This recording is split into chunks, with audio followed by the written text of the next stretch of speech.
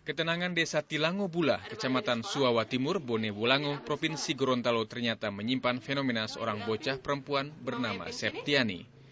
Septiani merasa ada yang unik dari tubuhnya saat tumbuh bulu berlebihan di sekujur tubuhnya. Belum jelas apakah bocah ini merasa wajahnya juga berbeda bila dibandingkan teman sebayanya. Septiani pernah dibawa orang tuanya ke dokter setempat untuk memastikan apakah ada gangguan dalam proses tumbuh kembangnya. Dari lahir memang begitu? Dari bayi.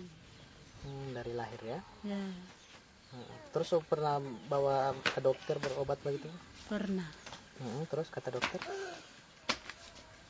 Dia tidak apa-apa kata. Memang dari perut katanya itu dari. Septiani sendiri tumbuh sehat dan sering tidak menyadari adanya sedikit perbedaan dengan rekan-rekannya dalam hal tumbuh kembang. Masyarakat setempat percaya pertumbuhan Septiani terkait dengan kepercayaan berbau klinik di desa mereka. Pihak Dinas Kesehatan Provinsi Gorontalo sendiri sudah melakukan pengecekan dan diagnosa terhadap Septiani. Dinas Kesehatan akan segera merujuk Septiani ke Jakarta untuk keperluan diagnosa lebih lanjut.